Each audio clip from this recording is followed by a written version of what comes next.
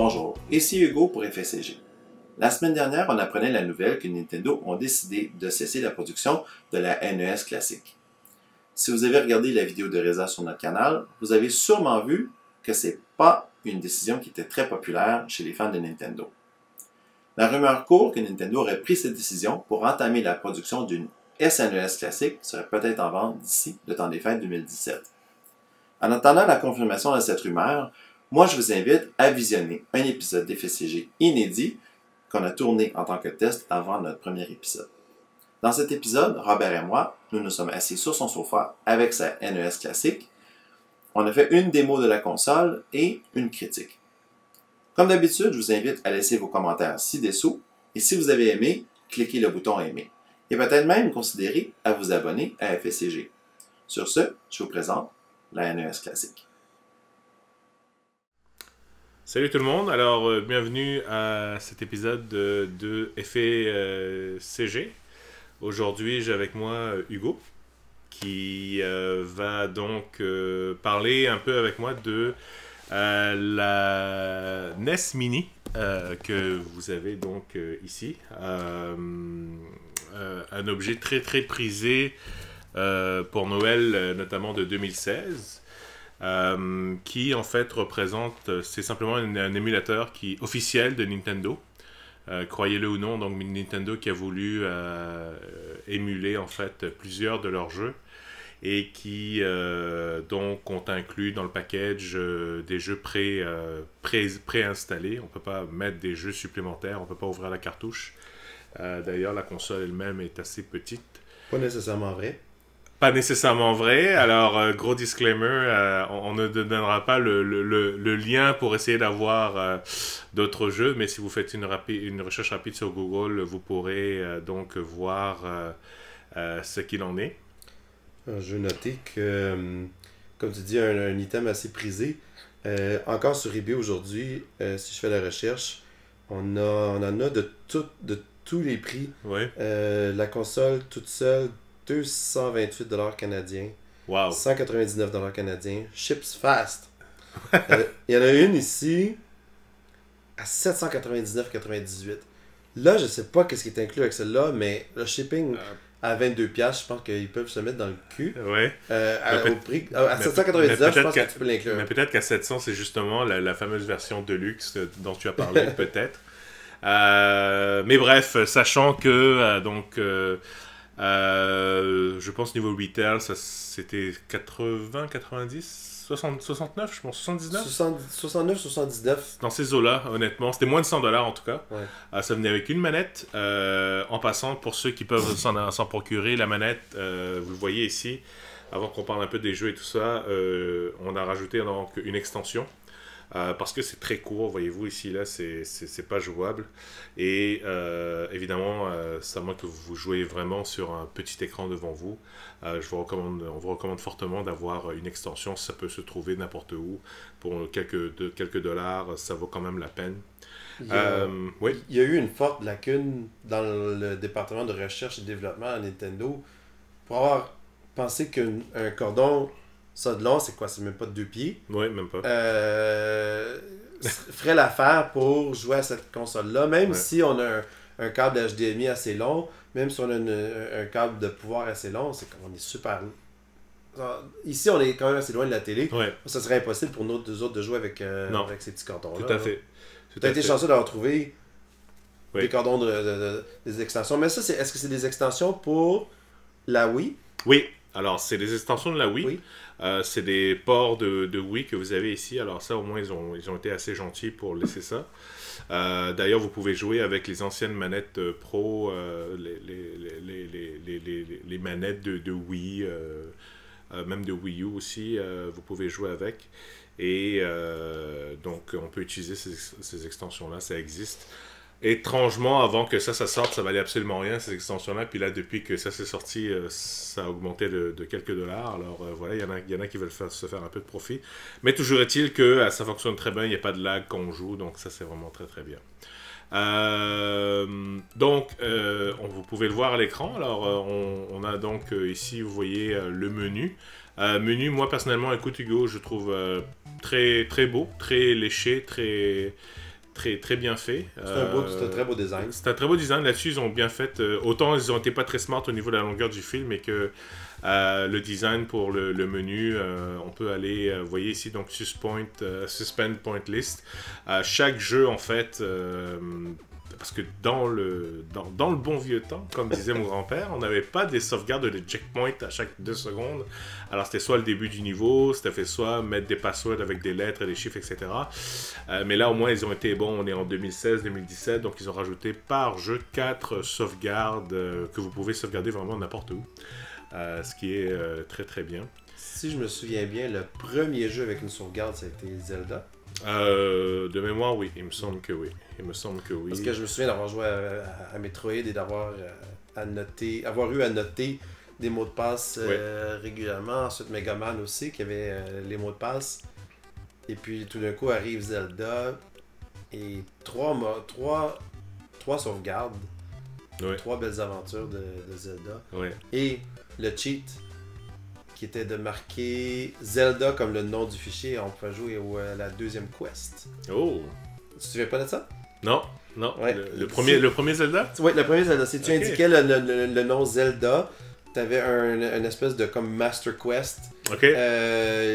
Tous les donjons étaient changés de place sur la map et les donjons eux-mêmes étaient tous changés. Oh wow. Alors c'était vraiment plus dur parce que même si tu avais joué plusieurs fois à Zelda dans son mode original, tout était chamboulé. Alors c'était le challenge d'aller chercher le bon donjon dans le bon ordre. Ok. Peu d'indices. C'était déjà une version New Game Plus avancée. C'est l'origine du New Game Plus. Good, excellent. Parfait, alors ce que je propose c'est peut-être de lancer un ou quelques jeux pour voir un peu de quoi ça a l'air l'émulation. Donc on va commencer à tout seigneur, tout honneur. Moi je propose qu'évidemment qu'on aille chercher notre bon vieux copain Mario. Bien sûr c'est un mode de jeu que tout le monde connaît. Donc voilà, le bon vieux Mario. Je dois dire, première des choses, c'est que la qualité de l'émulation est quand même très très bonne dans le sens où il n'y a pas de ghosting, il n'y a pas de... je veux dire, c'est vraiment très très beau, même pour du HDMI. Très beau en termes relatifs, c'est sûr que c'est du 2D pixels, mais moi je trouve que honnêtement c'est très plaisant à l'œil. J'avais fait jouer un peu à ma conjointe et puis elle a vraiment adoré, elle a retrouvé un peu ses souvenirs d'enfance. Donc, une émulation très authentique. Oui. Je veux dire, on se croirait vraiment à regarder le jeu à l'époque. Et même, je notais l'autre jour, tantôt que je l'essayais, Mario 3, on voit même les graphiques de la manière qui étaient dessinés à droite, oui, bloc par bloc. Oui. Il y en avait, oui, je vois ce que tu veux dire. D'ailleurs, on va pouvoir le mettre tout à l'heure, mais lorsqu'on avance trop rapidement, un truc comme ça, on voit... Ou juste un peu, avancer normalement. On voit la ligne, c'est comme un peu un défaut, mais je trouve ça cool qu'ils aient gardé le défaut en tant que tel. Ils auraient pu facilement comme corriger tous ces bobos-là, mais non, on a fait une émulation parfaite de la console à l'époque. Le contrôle, écoutez, encore une fois, même si on joue avec une extension, ça va quand même très très bien. Ça reste du bon gameplay de Mario. La musique évidemment un grand classique pour ceux qui se demandent donc d'où est-ce que les thèmes les plus populaires de Mario viennent. C'est vraiment indémodable, donc je trouve que c'est vraiment très très bien. Pour peut-être montrer rapidement ce que donc Hugo parlait, donc on pourrait prendre par exemple Super Mario Bros 3, à mon avis un des si ce n'est le meilleur Mario en fait de la NES, beaucoup joué, beaucoup d'items, vraiment une grande aventure. Est-ce que tu te souviens de l'annonce de Mario 3 qui durait 1h30 de temps? Non. Le film de Wizard? Le film de Wizard, non? Ouais, la grosse publicité de Mario 3 au grand écran en mettant en vedette Fred Savage. Ah, non. C'est quand même une grosse vedette à l'époque. Tu parles pas du film, là. On parle du film de Wizard. Du film, le film de Wizard, c'était un commercial pour Nintendo assez flagrant, là. Ah, d'accord.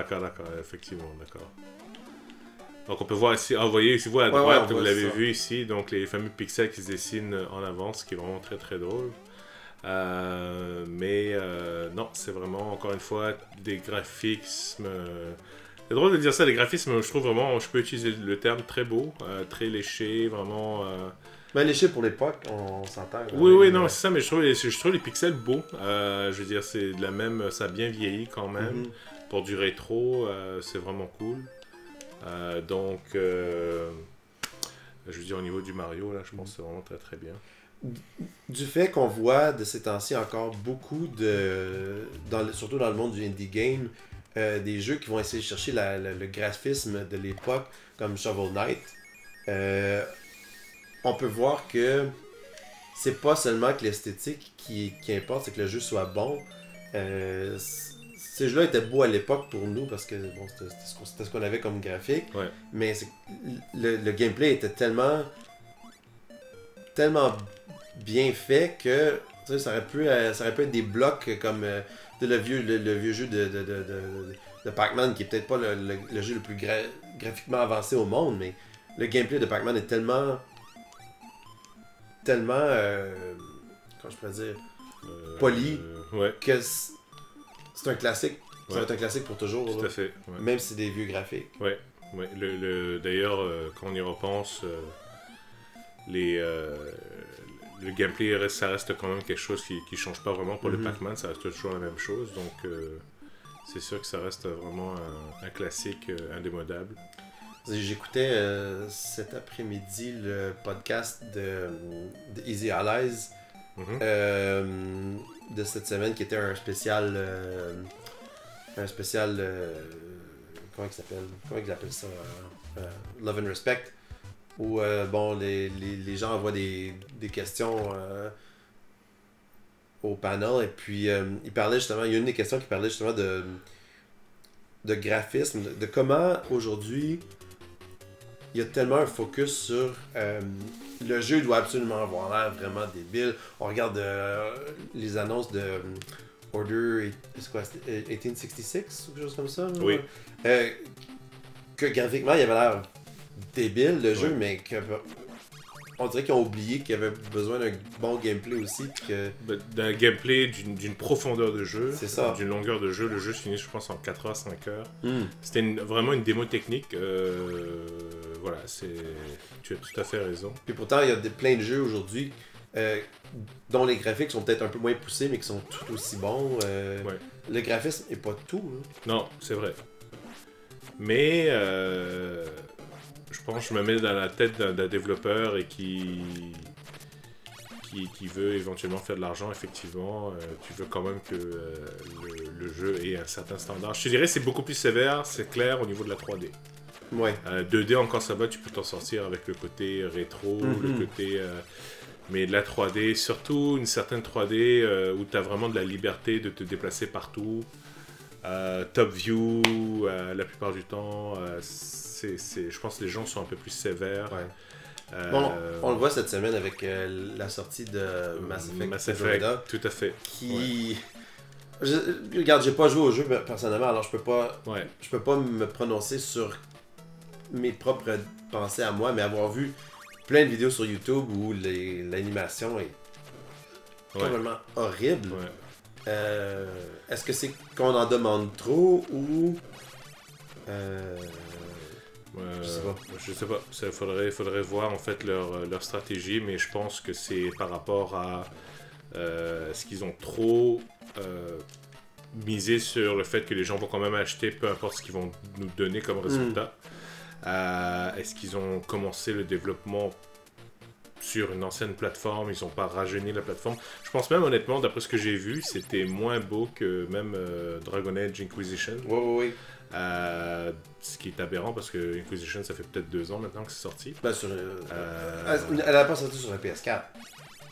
Inquisition? Ouais, ça n'a pas sorti sur les consoles les nouvelles générations. Inquisition, oui. Oui? Oui. Ok. Oui. Je pense que ça avait juste sorti sur la PlayStation 3 et la 3. Non, c'est vraiment les consoles récentes. Sauf que là, le problème pour Mass Effect, c'est que tu parlais du côté...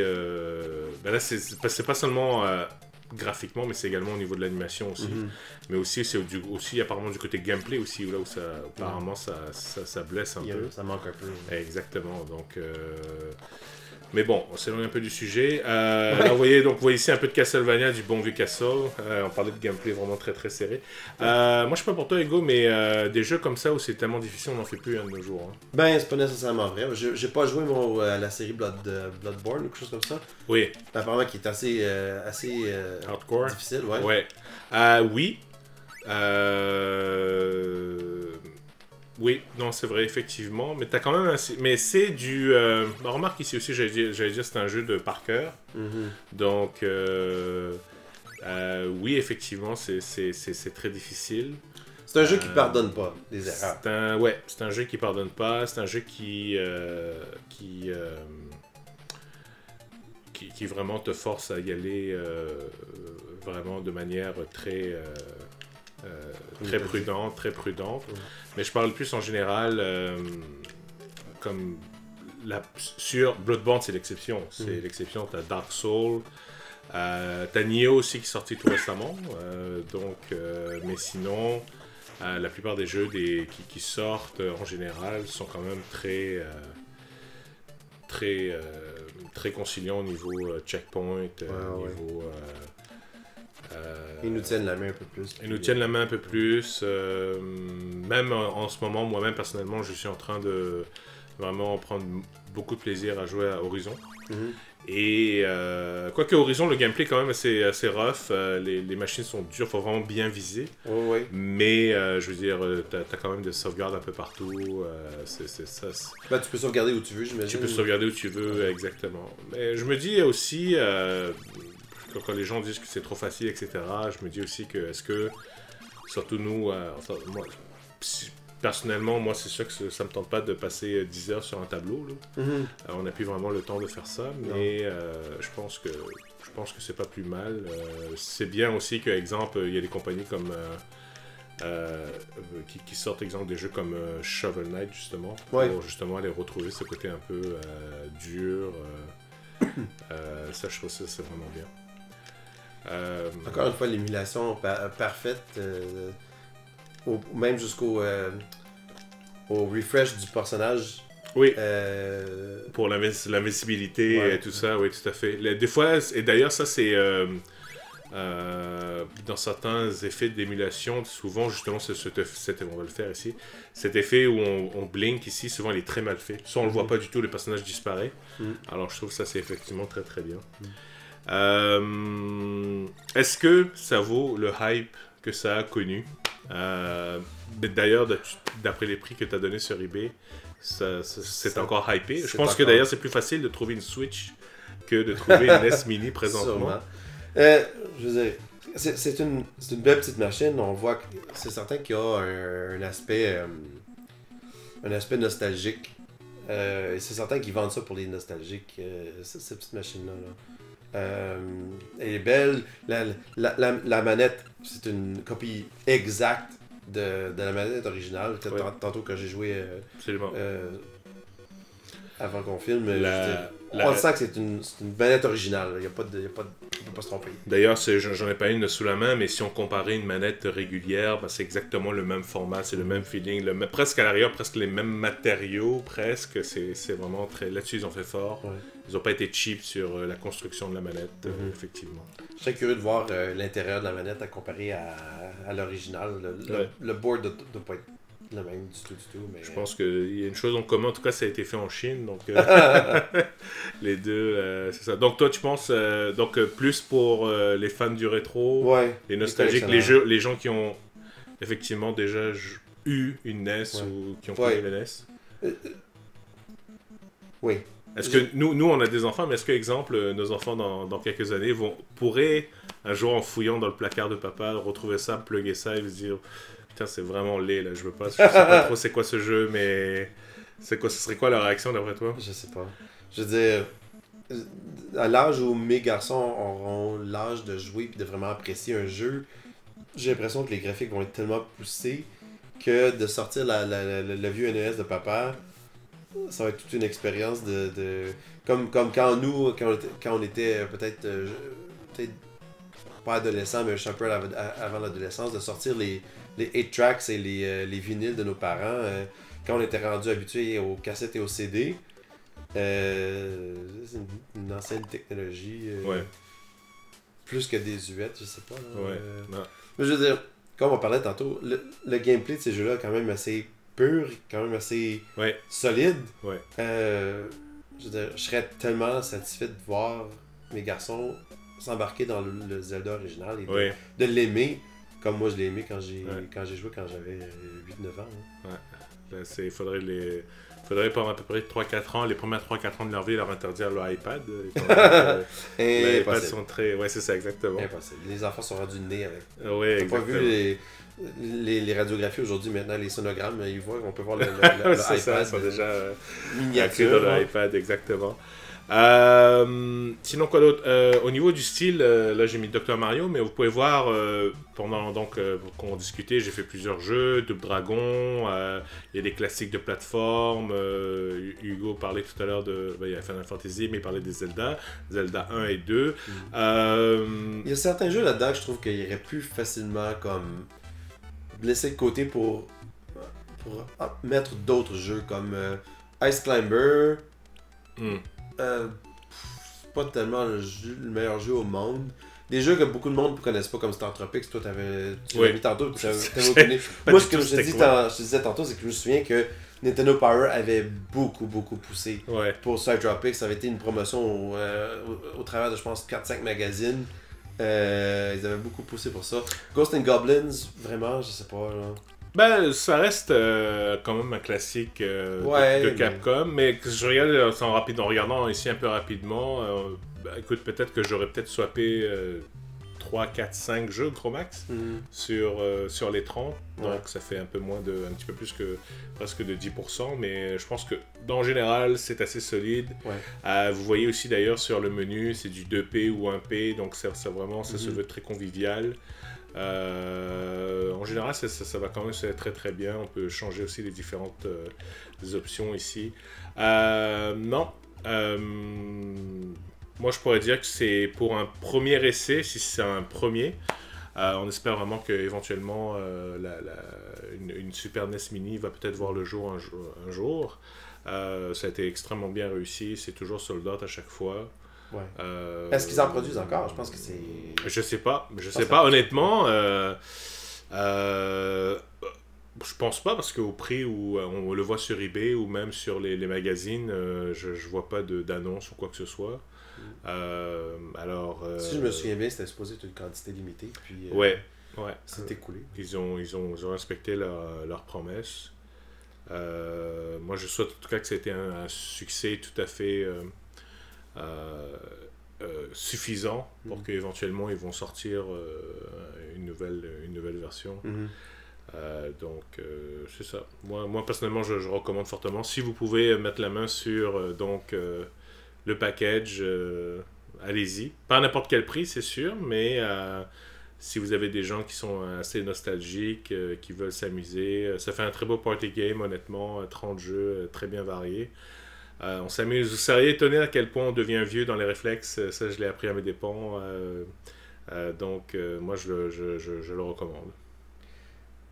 Alors voilà, j'espère que ça vous a plu. Donc, on a voulu vous parler un petit peu donc du NES Classic Edition. 30 jeux donc sortis pour Nintendo. Alors voilà, j'espère que ça vous a plu et puis on vous dit à la prochaine. Bye!